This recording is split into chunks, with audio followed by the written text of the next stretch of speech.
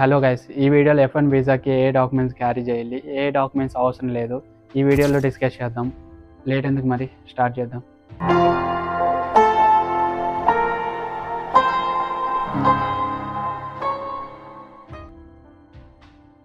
డాక్యుమెంట్స్లో first వచ్చేసి passport.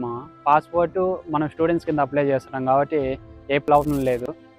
Already apply చేసిన వాళ్ళైతే డేట్ చెక్ చేసుకోండి. ఒక 6 months ముందే రెన్యువల్ చేసుకునేదానికి ట్రై చేయండి. ఇంకా వీసాకి అటెండ్ అయ్యేటప్పుడు old passport, new passport 2 carry చేయండి. నెక్స్ట్ డాక్యుమెంట్ వచ్చేసి I-20 I-20లో మనం మెయిన్గా చూసుకోవాల్సింది మన సిగ్నేచరు, డేటు.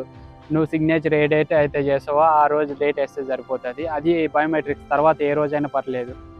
డాక్యుమెంట్స్లో నెక్స్ట్ వచ్చేసి సెవిస్ ఫీ సెవిస్ ఫీ ఒక బ్లాక్ అండ్ వైట్ జిరాక్స్ ఒకటి తీసుకుంటే సరిపోతుంది. నెక్స్ట్ డాక్యుమెంట్ వచ్చేసి DS-160 ఫాము. బేసిక్ డీటెయిల్స్ దీంట్లో ఏవైతే మీరు ఫిల్ చేశారో అవన్నీ గుర్తుపెట్టుకుంటే సరిపోతుంది. ఇంకా అలాగనే ఒక బ్లాక్ అండ్ వైట్ జిరాక్స్ ఒకటి తీసుకుంటే సరిపోతుంది. QR కోడ్స్ బాగా కనపడేలాగా తీసుకోండి. నెక్స్ట్ డాక్యుమెంట్ వచ్చేసి అడ్మిషన్స్. నువ్వు ఫైనల్గా ఫిక్స్ అయిందే యూనివర్సిటీ అడ్మిషను ప్లస్ నువ్వు ఇంటర్వ్యూలో చెప్పాలనుకుంటున్న అడ్మిషన్స్ లెటర్స్ తీసుకుంటే సరిపోతుంది.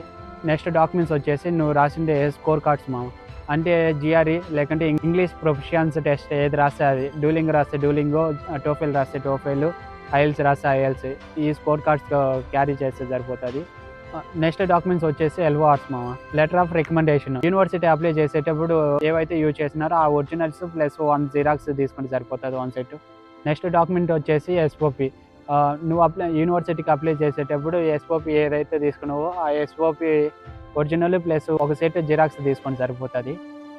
నెక్స్ట్ డాక్యుమెంట్ వచ్చేసి లోన్ శాంక్షన్ లెటర్. బ్యాంక్ మీకు ప్రొవైడ్ చేసింది శాంక్షన్ అయినట్టు ఒక లెటర్ ఇస్తుంది. ఆ లెటర్ ఒరిజినల్ ప్లస్ ఒక సెట్ జిరాక్స్ తీసుకుంటే సరిపోతుంది.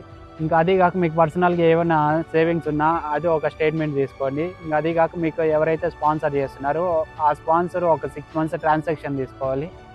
నెక్స్ట్ డాక్యుమెంట్ వచ్చేసి CSE రిపోర్ట్. ఇది మెయిన్గా చాలామందికి అవసరం లేదు. నేను కూడా CSE రిపోర్ట్ అప్లై చేయలేదు, తీసుకోలేదు. దీని అవసరం నాకు ఎక్కడా లేదు. కాకపోతే చాలామంది తీసుకోండి, రిస్క్ అవుతుంది అని చెప్పినారు. ఇంకా మీరు తీసుకోవాలనుకుంటే తీసుకోండి, లేకుంటే ఆప్షనల్. నెక్స్ట్ డాక్యుమెంట్ వచ్చేసి మార్క్స్ మెమో. మన 10th class, interview, diploma, diploma, BTech ఇవన్నీ ఒరిజినల్స్ ప్లస్ ట్రాన్స్క్రిప్షన్ తీసుకోవాలి. అంటే మనం ఈ డాక్యుమెంట్స్ క్యారీ చేసి సరిపోతుంది.